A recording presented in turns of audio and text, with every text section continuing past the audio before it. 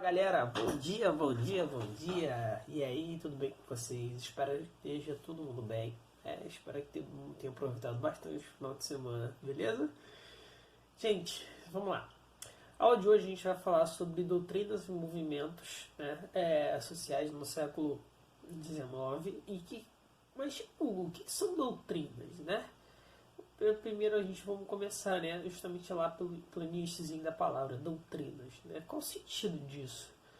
Gente, doutrinas, né, são linhas de segmentos de pensamentos, são linhas de pensamento, né? Algo, mas a gente não vê isso em filosofia, a gente não vê isso em sociologia? Sim, mas aí a gente tem que ver o seguinte, né? Algumas dessas a gente não vê em sociologia, a gente não vê em filosofia, né? E a gente tem que pensar o seguinte, nem todos os alunos têm essa possibilidade justamente de ver sociologia, de ver filosofia, de ver diversas correntes filosóficas, beleza? E aí o que acontece? A gente na história, a gente traz justamente essas correntes filosóficas, né? Entender assim, como é.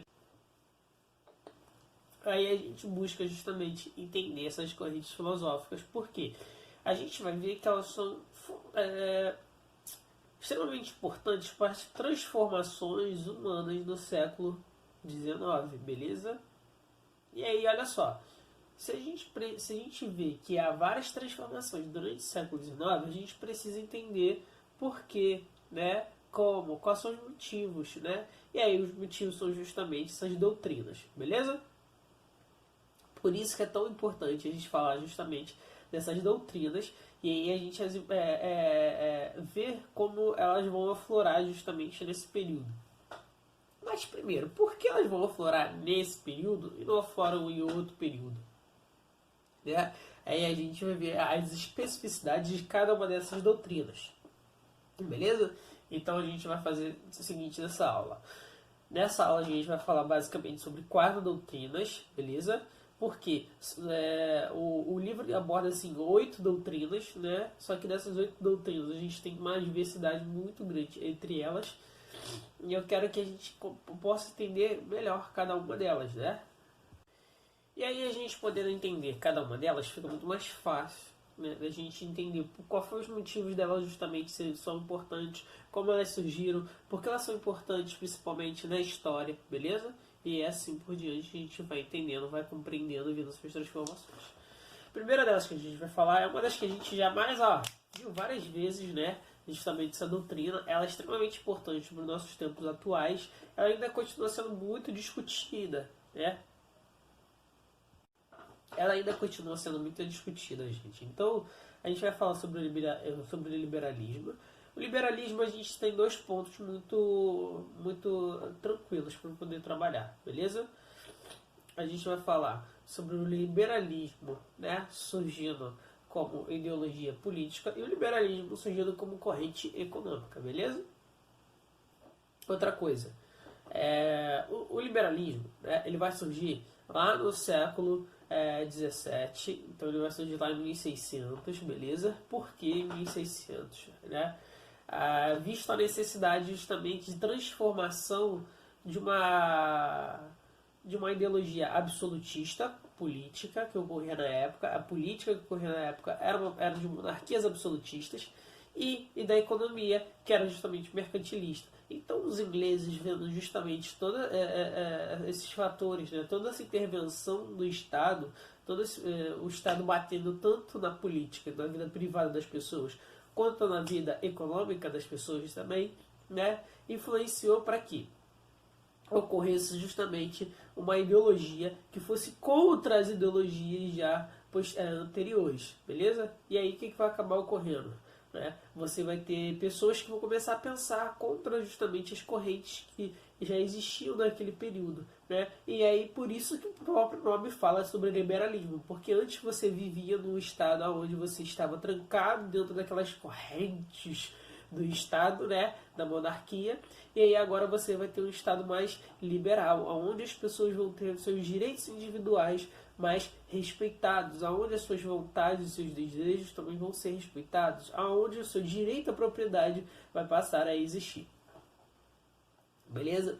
Então, o primeiro que a gente vai falar é sobre o do John Locke. Né? O John Locke ele vai ser o pai do liberalismo político, porque ele vai justamente pregar o fim de uma monarquia absolutista. Ele vai falar, não tem necessidade de ter uma monarquia absolutista. Para que a gente quer uma monarquia absolutista se eu não necessito dela, né? Se no meu dia a dia eu faço tudo, eu faço a minha vida política, eu faço a minha vida privada, e ela não tem razão, né? E ela vive interferindo na minha vida. Poxa, por que ela interfere tanto na minha vida também, né? Porque numa monarquia, né, ela interfere no aspecto religioso, interfere nos aspectos sociais, né? Então, por mais, mas as suas ações, né, não vão passar pela monarquia. E aí qual o grande problema disso, né? É essa interferência constante. Então ele vai falar, olha, a gente não precisa do Estado, né?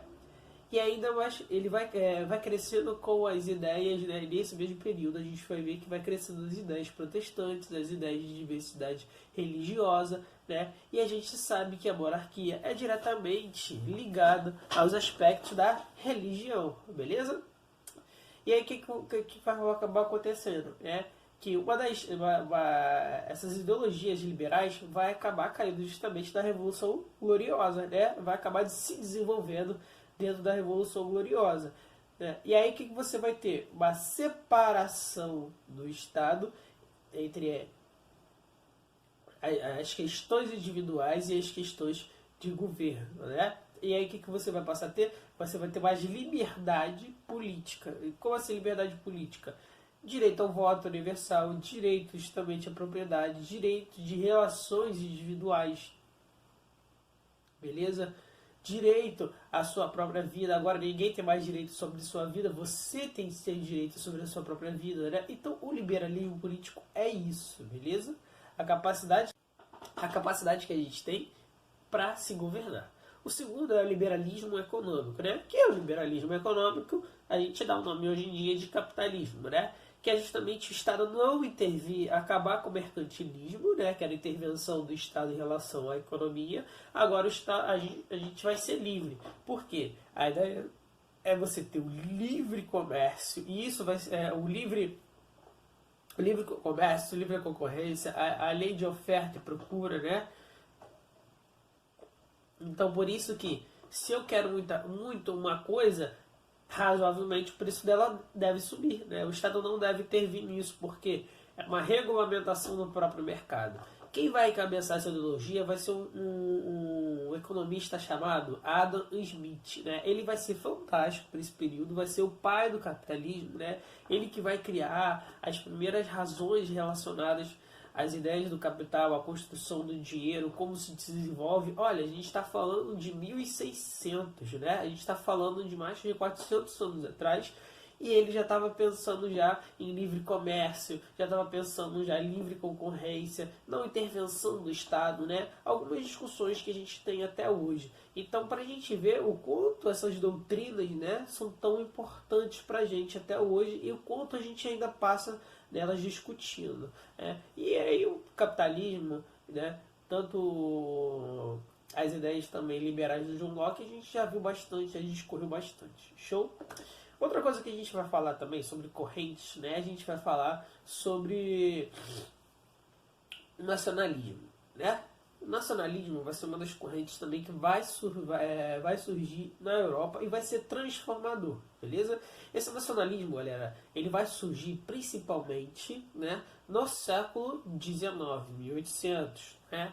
Mas por que ele vai ser assim tão importante na Europa, né? A gente vai ver que ele é tão importante na Europa por causa justamente da sua própria construção, né? Ele vai ser construído pós-Tratado de Viena, né? Lá no final das guerras napoleônicas, onde os impérios vão se unir para redividir essa Europa reconquistada, né? O que vai acabar acontecendo? É que muitos estados vão ser suprimidos por outros, né? Outros pequenos estados. Então, assim, a gente estava numa Europa feudal e aí começa uma expansão lá do Napoleão, né? E aí o Napoleão vai contra esses impérios. Esses impérios conseguem suprimir o Napoleão e agora eles precisam dividir os territórios, né? Que eles mesmos perderam ou então que outros reinos perderam. E começa a fazer o seguinte, esses mesmos impérios começam a subjugar, né, justamente essas outros reinos, né?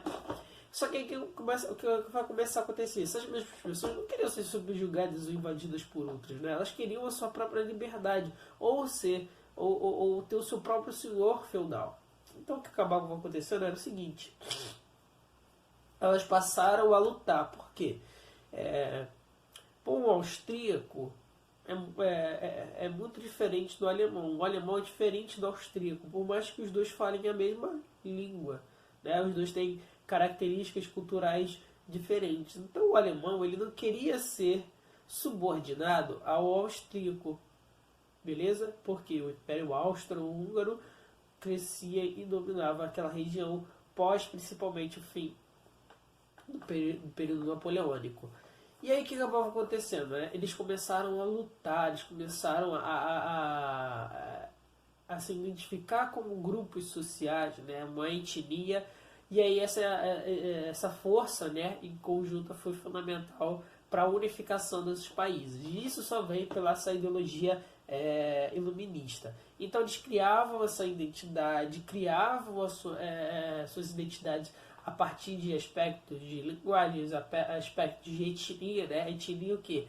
É onde é o seu origem, e cultural, né?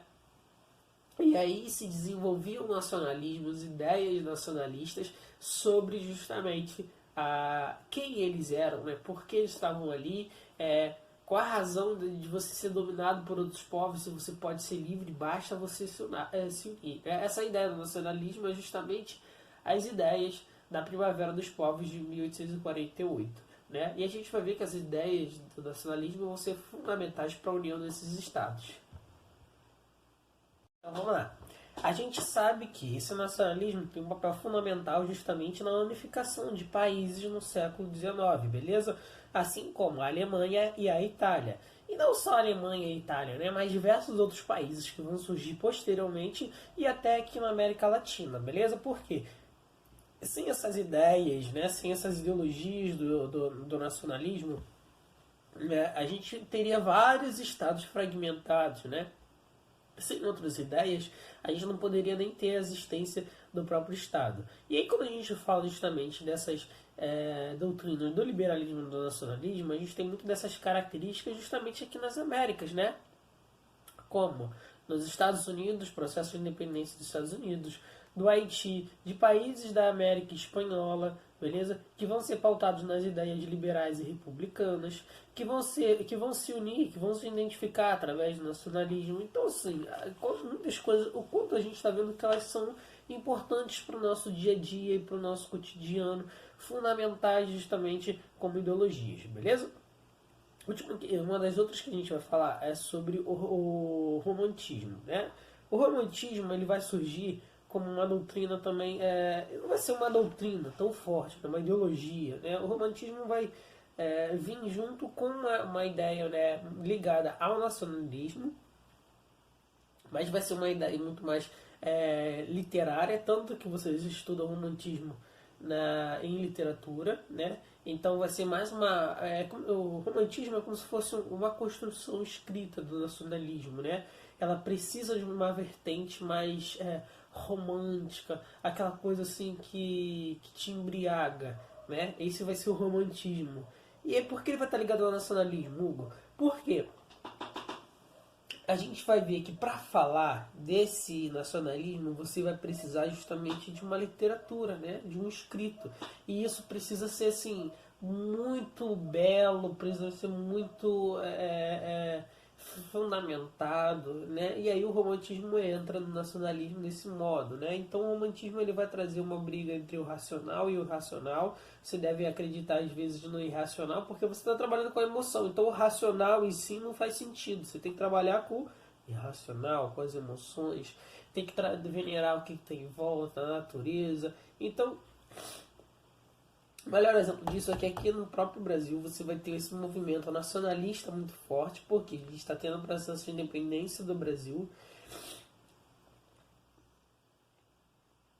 Outro fator também que a gente vai ter vai ser a questão da própria literatura no Brasil nesse período, vai ser uma literatura também romancista, né? Você vai ter muitos romancistas como José de Alencar vai trabalhar, você vai ver que tem muitos aspectos nacionalistas, né? Você vai ter muitas obras nacionalistas, como a obra de Iracema, né? Que conta justamente a história de uma Índia, né? E aí você romantiza todos aqueles aspectos ali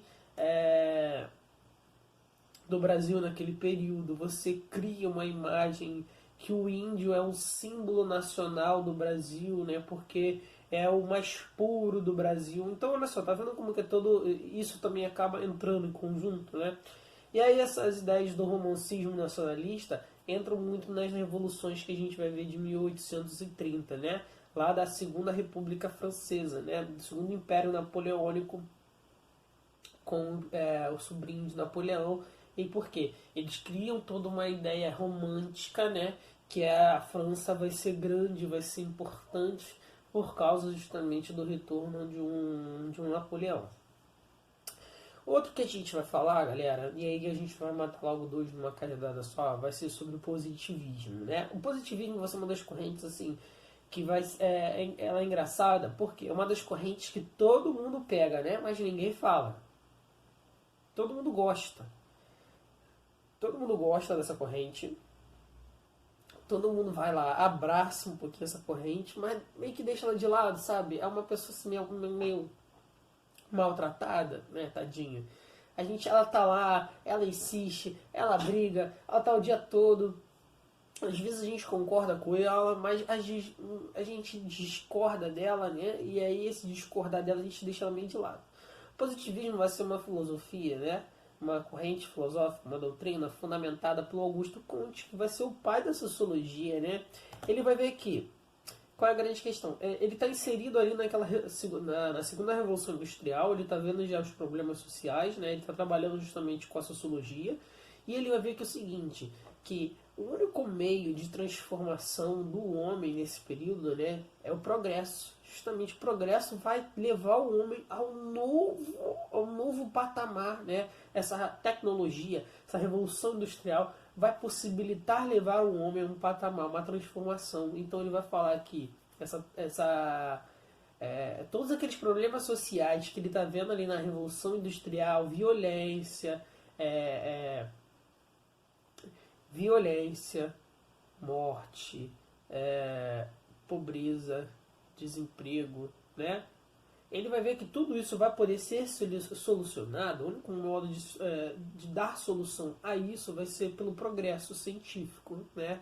É o que? Todos se voltarem pela razão seguir e também por ela se fazer. Como assim, né? Buscar justamente o progresso através do conhecimento científico racionalizado, né? E aí, para isso, você precisava justamente seguir esse progresso.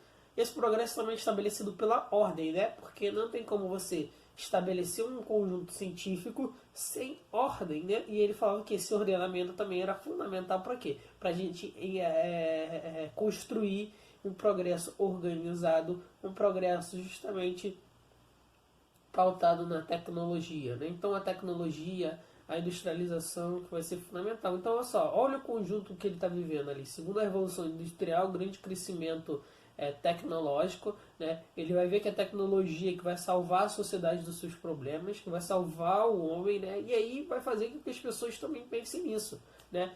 E aí, o mais interessante é que na nossa própria bandeira, né, atual, a gente tem lá palavras ordem e progresso, porque a nova República do Brasil vai surgir através dessa doutrina, né, positivista, que o quê? Somente o progresso e a ordem vai ser possível estabelecer, né, uma nova sociedade, um novo conjunto de homem, né, racional, pensante. Só que aí qual o grande problema disso, né? Porque isso não pega muito bem aqui no Brasil. Porque o Brasil vai ser um país agrário, diferente do que prega justamente o positivismo, né?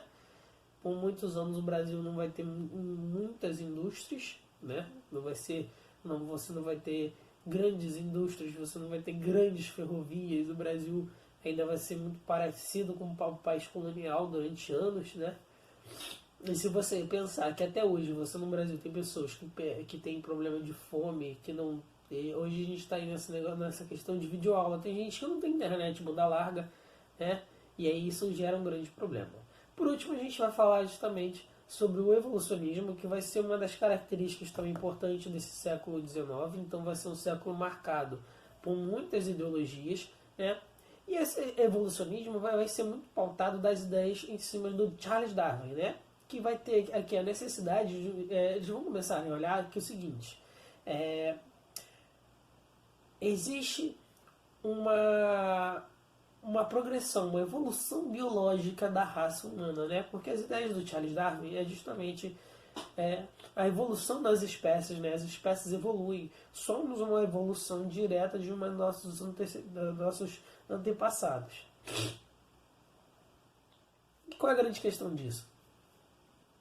É que essa ideia justamente do Charles Darwin nesse período, né, faz com que ressurja uma questão grande, muito importante, trazida principalmente pelos movimentos iluministas, né, que vai ser a ideia do eurocentrismo, né, que tudo vai se pautar o quê? Na Europa, tudo vai ser bom e importante ali na Europa. O que não é da Europa não importa muito, porque eles ainda vão evoluir. Todo europeu acha que eles são evoluídos, né, nesse período, e que o mundo ainda está para evoluir, todas as outras civilizações ainda estão para evoluir, né?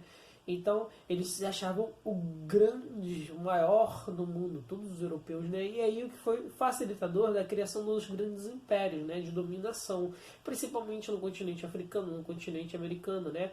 Mas muito forte na África e na Ásia, porque ainda eram territórios possíveis ainda de conquistar, beleza? E qual é a grande questão disso, né?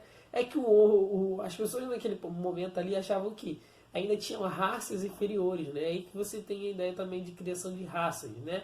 Que eles visualizavam que é o seguinte: os negros ainda iriam evoluir em relação ao branco, né? Então tinha estudos relacionados a quantos centímetros cúbicos tinha na cabeça de um branco, quantos tinha na cabeça de um negro, né? E aí eles tentavam observar que os negros ainda iriam evoluir. Né? Essa questão também foi muito levada junto com o progresso, junto com as ideias do positivismo, né? Porque um era um progresso biológico e o outro era um progresso social, beleza? E os dois acabavam se abraçando ali, é como se os dois fossem um amante, né? Que eles se amavam assim, nossa, um olhou pro outro, deu aquele olhar assim platônico, falava, vem cá, eu te amo. Os dois se abraçaram, né? Porque eram duas doutrinas que se complementavam, duas doutrinas que trabalhavam justamente com esses aspectos da evolução. Beleza? Gente, terminando essa aula por aqui. Espero que vocês tenham entendido e qualquer coisa a gente tira dúvida aqui. Beleza? Forte abraço.